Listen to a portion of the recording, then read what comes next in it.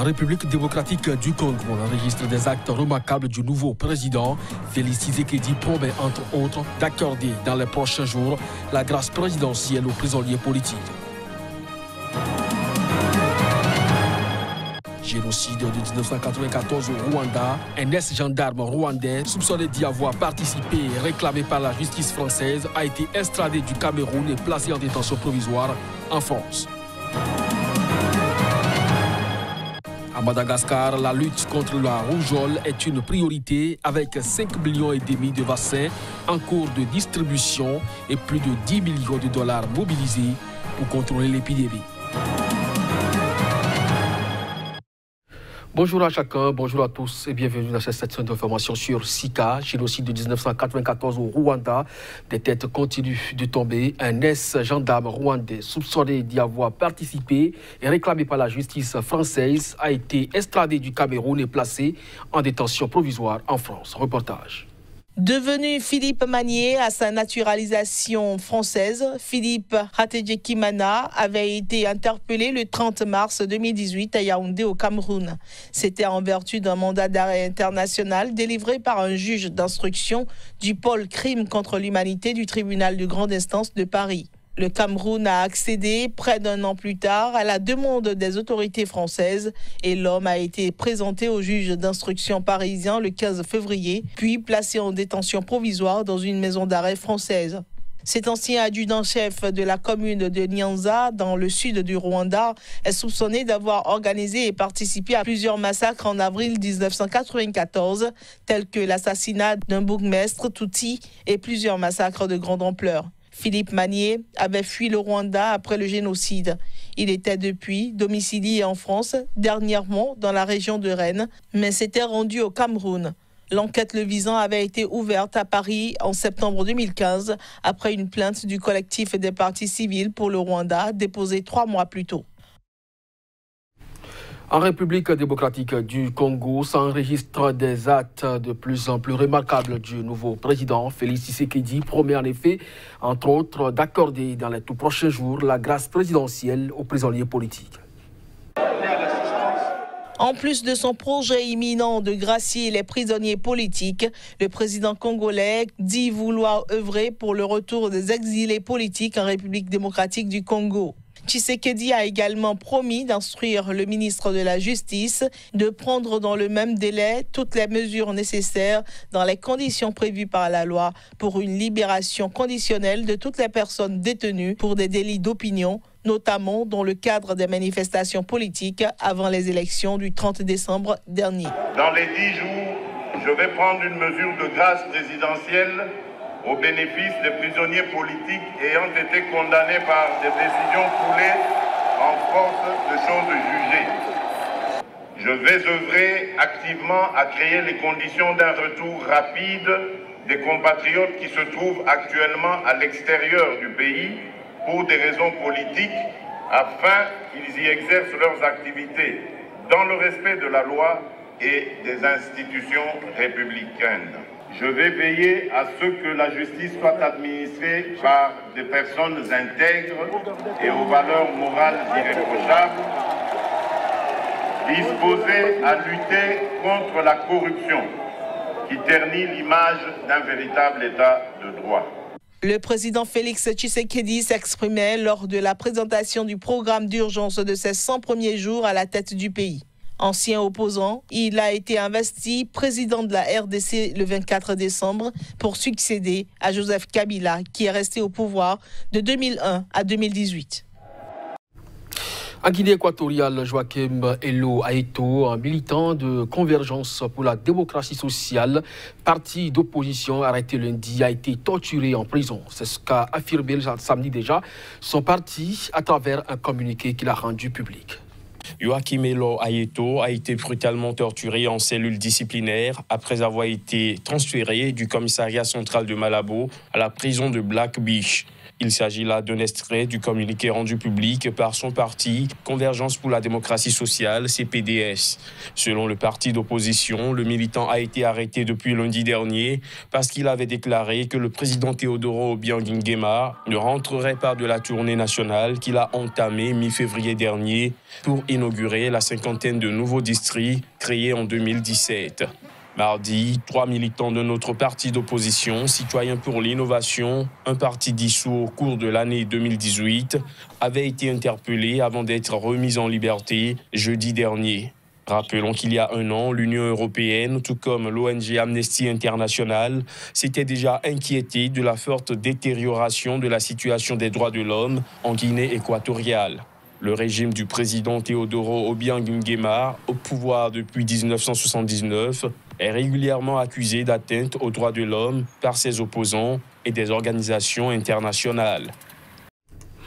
À Madagascar, la lutte contre la rougeole est une priorité avec 5,5 millions de vaccins en cours de distribution et plus de 10 millions de dollars mobilisés pour contrôler l'épidémie. On assiste à une recrudescence de cette maladie.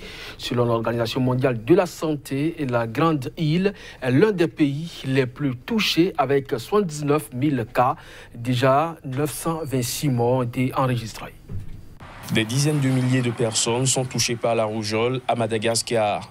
D'octobre 2018 au 12 février, un total de 66 278 cas et 922 décès ont été signalés selon l'OMS.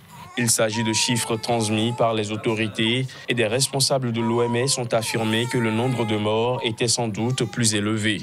La lutte contre l'épidémie devient donc une priorité sur la Grande Île, avec plus de 10 millions de dollars mobilisés pour contrôler la maladie et une campagne de vaccination en cours, durant laquelle 5,5 millions de vaccins seront distribués. Le plan de vaccination contre la rougeole à Madagascar consistait en une seule dose de vaccin, alors que l'OMS en recommande 2, car la première ne fonctionne pas toujours. Mais à l'avenir, le pays entend mettre en place une vaccination à 2 doses. La rougeole est une maladie grave et très contagieuse qui peut être évitée à l'aide de 2 doses de vaccin sûres et efficaces selon l'Organisation mondiale de la santé. Le risque de décès et de complications est particulièrement élevé chez les nourrissons et chez les jeunes enfants qui souffrent de malnutrition ou dont le système immunitaire est affaibli.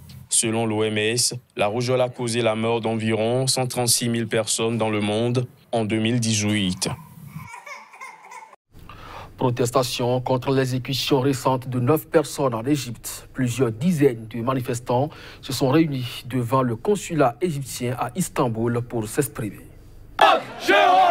9 hommes condamnés pour l'assassinat du procureur général égyptien en 2015 au Caire ont été exécutés par pendaison mercredi en Égypte, d'après des sources sécuritaires et judiciaires. La Cour de cassation avait confirmé le 25 novembre 2018 des condamnations à mort contre ces 9 personnes pour l'assassinat de Hicham Barakat, le plus haut magistrat du parquet égyptien, tué dans l'explosion d'une voiture piégée au passage de son convoi dans la capitale égyptienne. À Istanbul, des dizaines de personnes se sont rassemblées pour protester contre cet état de choses. Nous sommes ici pour protester contre toutes les pendaisons et tous les meurtres illégaux qui ont lieu en Égypte commis par un soi-disant président, ce qu'il n'est pas en réalité. Tout ce qui se passe là-bas est illégal. Nous avons besoin d'exprimer cela, qu'on nous entende et qu'on nous écoute. Nous voulons que la communauté internationale réagisse et que les exécutions s'arrêtent. Nous commençons seulement ce mouvement de protestation et espérons le voir se répandre partout dans le monde.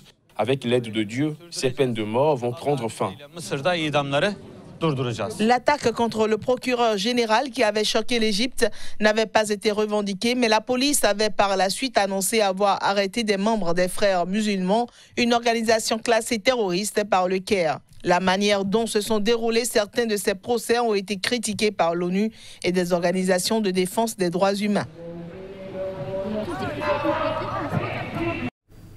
Les autorités camerounaises ont ordonné le retour de dizaines de milliers de réfugiés nigérians dans leur pays. Ces derniers ont en effet fui les combats entre l'armée nigériane et le groupe djihadiste Boko Haram. Ce week-end, les agences humanitaires se sont dites inquiétées par cette nouvelle mesure des autorités camerounaises.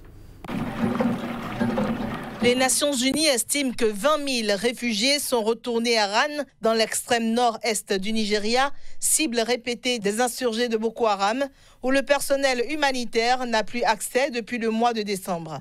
L'ONG Action contre la faim estime qu'au moins 10 000 personnes seraient retournées dans l'état de Borno, au cœur de l'insurrection, parmi les 40 000 femmes, enfants et hommes nigérians ayant fui la ville de Ran.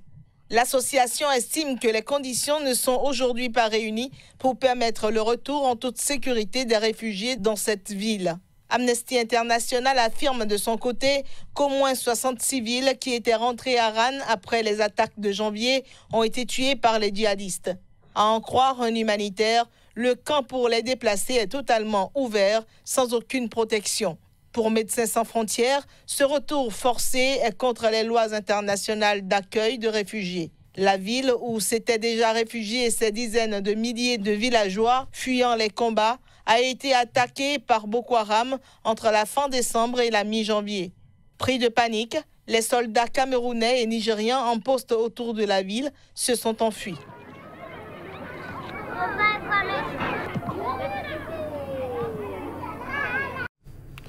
L'élection présidentielle de 2020 aux États-Unis est déjà en préparation. Bernie Sanders a lancé déjà sa campagne pour les primaires démocrates à New York.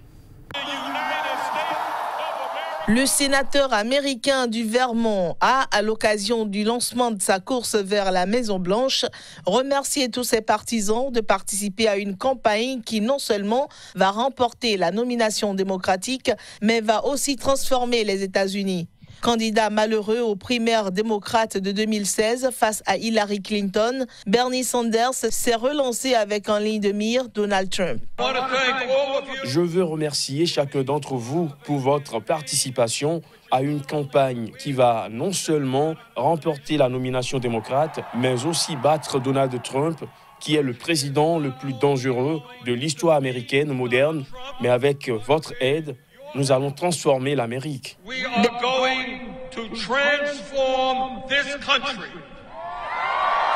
Bernie Sanders est l'un des favoris parmi la dizaine de candidats qui se sont déjà lancés dans la course démocrate pour déloger le 45e président américain de la Maison-Blanche. Preuve que la course est bien lancée, de nouveaux recrutements ont été annoncés dans l'équipe devant mener le président républicain vers sa réélection face à des candidats démocrates au programme extrême. La candidature d'un autre poids lourd démocrate, Joe Biden, ancien vice-président de Barack Obama, est également attendue.